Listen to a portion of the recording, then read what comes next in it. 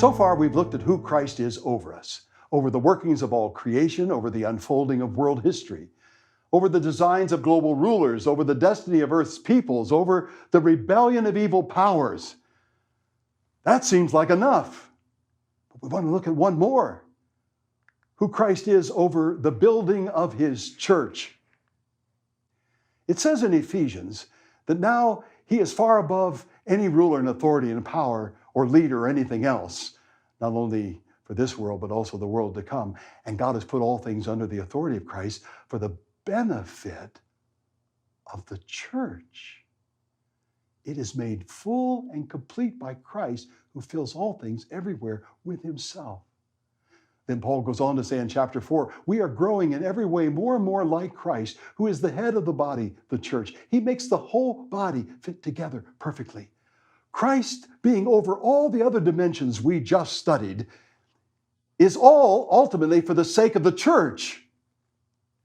Because his ultimate commitment is to be over the church and to build the church and make it everything God wants it to be. Right now, Christ is the head over all things for the church, which is his body, the fullness of him who fills all things in all ways. Right now, Christ is also the head of the church, from whom the whole body derives its life and growth. As our head, he defines us, he inspires us, he guides us, he sustains us, he coordinates us, he energizes us, he directs us, he defends us, he builds us. All of that is going on right now. The church shares in his cosmic reign.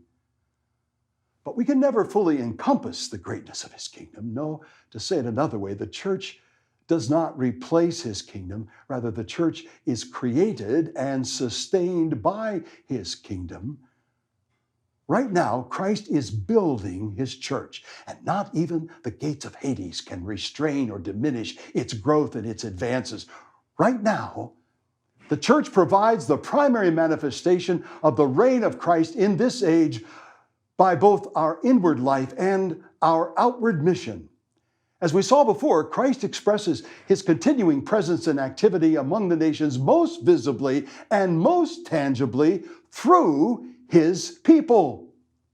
As we saw before, right now, the church is his base of operations. It's his beachhead for kingdom advances in our communities as well as among the nations. Furthermore, Christ not only expresses the reign of his spiritual authority over the church at large, but also over every individual congregation. And he does so in equal measure for everyone. It is the fullness of the majesty of his ministry in terms of his presence and power and promises, his purposes, his productivity. Well, of course, this has tremendous implications for each one of us. What he is constructing with each one of our lives is directly related to how we are incorporated into his grand, eternal, cosmic, architectural plan for the church through Jesus. And primarily, he reigns over the building and the prospering of his church, of your church, by forever being over us who he is before us and within us and through us. And that's precisely where we're headed as our journey continues over the next 4 sessions, as we continue to explore and experience what the spectacular supremacy of Christ is all about. The next time, session 5, who Christ is as he goes before us. But how should we respond to all that we've learned in this session about who Christ is over us? You know, there was a time a few years ago, my family and my young children, we took a retreat in a cabin out in the woods that was offered to us by somebody else who hadn't been there for a few months and left us a note to let us know that some of the broken windows and other things were a result of someone who had actually broken into that cabin a few weeks earlier. So here we were in a cabin way off in the mountains of North Carolina, separated, cut off from everybody else, in a cabin that had been broken into by a thief. And as the sun was setting that night and we were all getting into bed, about 2 o'clock in the morning, I heard a noise that went something like this: bum, bum, bum, bum, bam. And I was wide awake. And so was Robin, because it sounded like somebody had just broken into the house.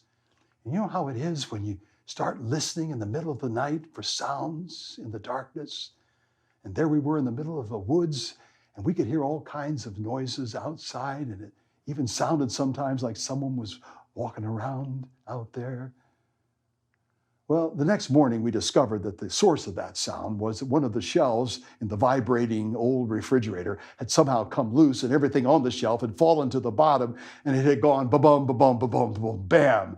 But out of that came a realization of something I've learned about how I respond to the truth of who Jesus is, and it's this. There is someone moving around out there, and he is over all that we have been studying in this session. And because of that, the next move is always his. And I should always be watching and waiting and listening for where he's headed. Or as Peter says in 1 Peter chapter 3, verse 15, in your hearts, set apart Christ as Lord. He doesn't say set yourself apart to Christ as Lord. He says, set Christ apart in your heart. Give him his rightful place. Or we might translate it, consecrate Christ as Lord. Give him his rightful place as the one anointed by God to be supreme over all.